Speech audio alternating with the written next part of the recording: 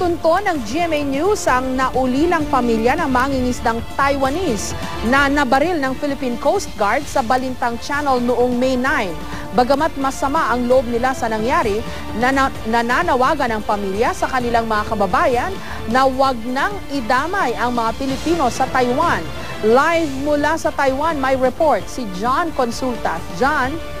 Jessica, tinunguhan natin ngayong araw itong isla ng Liaosu na sakop ng probinsya ng Kaohsiung dito sa bansang Taiwan para personal na makaharap at makausap itong mga Taiwanese fishermen na nakaenkwentro ng mga tauhan ng Philippine Coast Guard itong nakaraang Mayo 9.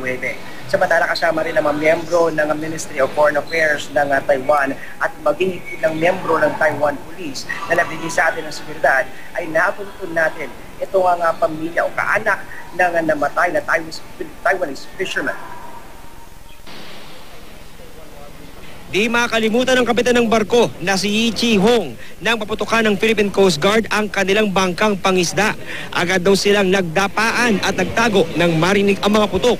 Nabigla na lang sila nang makitang patay na ang kanyang ama dahil sa tama ng bala. Takot na takot kami kaya hindi na kami lumabas. Giit ng mga sakay ng Taiwanese fishing vessel, hindi raw totoo na tinangka nilang banggain ng Philippine Coast Guard vessel, sinubukan lang daw nilang lumayo. At base raw sa voyage data recorder at mapa na nasa kanilang sasakyan, nasa teritoryo pa rin daw sila ng Taiwan nang mangyari ang insidente. Dahil meron po kami mga GPS at mga recordings sa mga addressing nasa Taiwan territory. Sa harap naman ng magkakasunod na insidente ng pananakit sa mga Pilipino sa Taiwan, nanawagan ang panganin anak ng napas ng Taiwanese fisherman sa mga kapwa Taiwanese. Huwag idamay ang mga Pilipinong narito sa Taiwan. Aminado si Chu Chen-hong na masakit ang nangyari sa kanilang pamilya. Pero di raw dapat idamay ang mga Pilipinong nasa Taiwan na ang nais lang ay maghanap buhay. 那我相信我们政府也会在这个区块会好好去加强。 So she says, don't attack people, Philippines in Taiwan, and she will tell the government, and she will tell the media.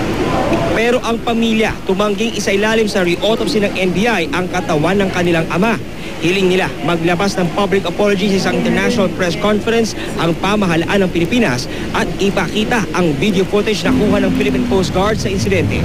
公海上开枪射杀台湾渔民，这是违反国际海洋公约的，这是无。 We've been asking the Filipino government to show us the real proof, such as the videos of the conflict between the Filipino Coast Guard vessels and the Taiwanese fishing boat.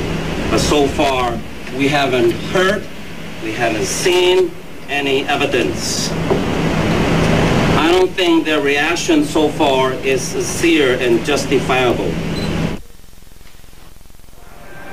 Jessica, nandito nga tayo sa bahagi ng Kaohsiung Province kung saan ay maraming mga dormitory na Pilipino ang kasalukuyang mayroong mga mahigit kulang mga 1,000 Pilipino nakatira.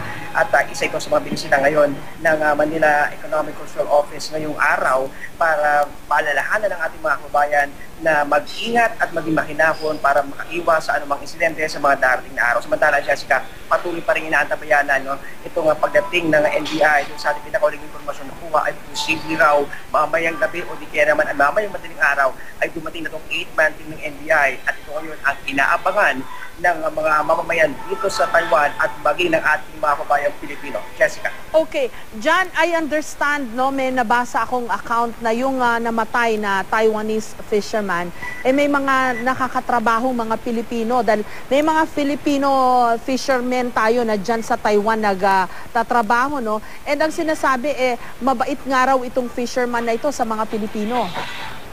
Tama ko dun, Jessica, meron pa silang mga nakakatrabaho mga Pilipino at nung ating tanongin nga itong pamilya ng namatayan na wala raw silang masasabi sa bait, sipag at determinasyon na talagang makapagtrabaho nitong mga Pilipino na kanilang nakasalimuhan na itong mga nakaraang panahon. Kung kaya nalulungkot sila, Jessica, doon sa nangyaring pag-atake sa ilan sa ating mga kababayan. Kung kaya't kanina nga ay muling nagsalita na itong anak, panganin anak ng namatay na Taiwanese fisherman at nanawagan siya sa kanyang mga kabayan na huwag nang idamay ang ating mga OFW dito sa Taiwan sa nangyayaring ang tensyon sa pagitan ng Taiwan at Pilipinas. Jessica. Okay, kumusta ang pagtrato sa inyo? Dalang balitang nababasa ko the past few days, no? Sa Taipei, okay naman daw ang mga kababayan natin doon. Pero mas mainit daw kasi ang mas tensyonado ang atmosphere doon sa probinsya kung saan taga roon yung mga fishermen na pinaputukan ng ating Coast Guard. Dyan sa inyong kinaroroonan ngayon, I understand kung nandyan taga riyan yung namatay, hindi ba medyo delikado sa mga Pilipino yung lugar na yan dyan? Okay, Jessica, linawin natin. No? Una sa lahat, talagang naramdaman na yung bahagyang pagbaba ng tensyon dito nga sa buong bansa ng Taiwan, lalo na nung nagkaroon nga ng palitan ng explanation o yung magbubukas na posibilidad na magkaroon ng ilang mga agreement, fisheries agreement to be exact, nitong mga nakalipas na mga araw. At gayon din dun sa paglutang noong pagkakaroon ng cooperative investigation sa pagitan ng NBI at Taiwanese investigators. Pero doon sa ating mga kwentong nakuha mula direkta sa mga kabayan natin na nakaranas ng tensyon, Jessica, hanggang sa ngayon ay nananatili pa rin yung kanilang pangamba.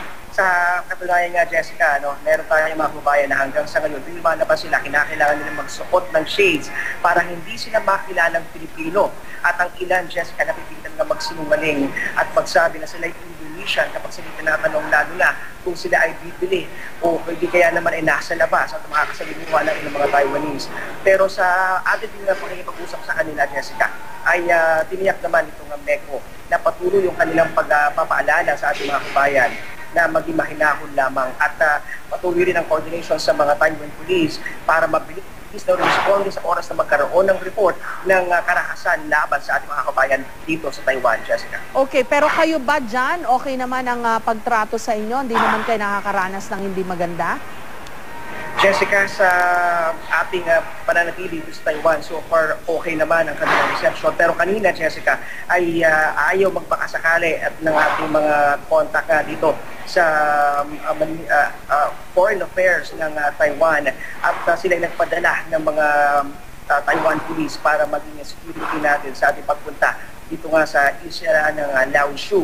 At doon pa sa mga nakahanay na mga gagawin pa natin dito, ay tiniyak nila, Jessica, na magiging maayos ang seguridad na kanilang ibigay sa mga miyembro ng media galing sa Pilipinas, Jessica. Okay, maraming salamat, John Consulta.